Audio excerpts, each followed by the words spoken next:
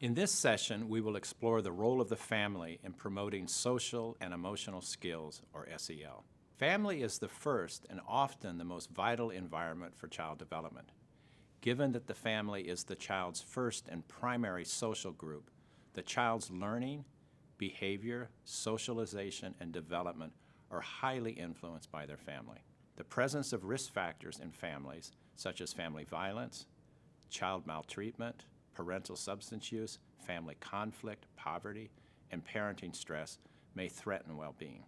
However, it is equally important to note that protective factors and strengths in families can promote healthy, resilient, and positive child development despite family adversity. 60 to 70% of achievement gaps between children growing up in middle-class families and poor families are evident before they start formal schools. This is in part due to the huge difference in word recognition and comprehension. Children in professional families will, on average, be exposed to 30 million more words than their counterparts in poor families by the age of 5. This is sometimes referred to as the 30 million word gap.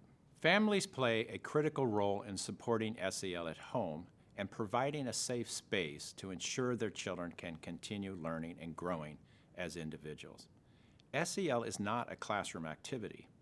It's a way to learn how to think, engage with the world, manage one's emotions, and handle dynamic social situations. When parents model positive SEL behaviors, provide practice opportunities, and give supportive and constructive feedback, children are more likely to develop the skills they need to succeed. Teachers can offer guidance and get children on the right path, and families can reinforce good habits and create a safe environment and culture of dignity for their children to feel open to growing. Families must understand what SEL is to support students' development of SEL skills. There are some specific action steps that families and parents can take to nurture SEL skills in their children. First, families can continually build young people's self-awareness. Self-awareness is recognizing and understanding our thoughts, feelings, and beliefs and practicing mindfulness around why we act the way we do. Parents and caretakers can help young people identify their emotions when upset or angry and put a name to their feelings to make them seem more manageable. They can also show their children how to empathize with others, setting a positive example for treating others how they wish to be treated.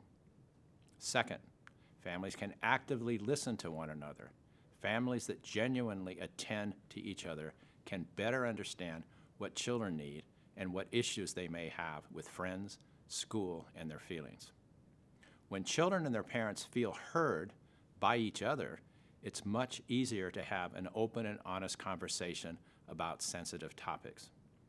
Open communication also contributes to emotional intelligence, which is the ability to understand one's own emotions better. Emotional intelligence allows families and young people to manage stress and conflict and feel empathy towards others. Third, families can be a model for behavior that they wish to see in their children. Parents influence what their children think, how they act, how they react to certain situations. Parents should do their best to model the behaviors they wish to see in their children to create consistency between the words we as adults say and our actions. Fourth, families should understand and embrace that each child is unique. Every child learns differently, has different ways of expressing and feeling emotions, and has unique desires and preferences. So families must understand and listen carefully to best meet their individual needs. Last, families should look for additional resources and support. While the field of SEL is a newer concept in education overall, there are many great resources for educators, parents, and young people. There's no right or wrong way to approach SEL, but different types of resources can resonate with folks differently depending on how they teach or learn. Schools and families are both partners in the healthy development of the child. When families and schools work together, the benefits for students academically, socially, and emotionally are magnified. According to OECD surveys, students who experience strong connections between their homes and their schools, 1, achieve higher scores on standardized tests. 2, have better records of attendance. 3, are less likely to be placed in special education.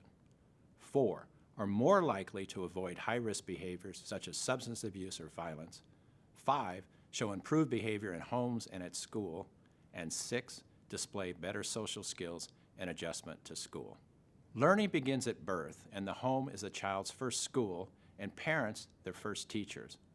While the socioeconomic status of a family may predict subsequent school success, the number of words a child is exposed to before starting school is also a significant determinant of academic success. The household is also the context in which children begin to learn social emotional skills required for both academic and life success. There are specific actions parents and other household members can take to promote SEL skills.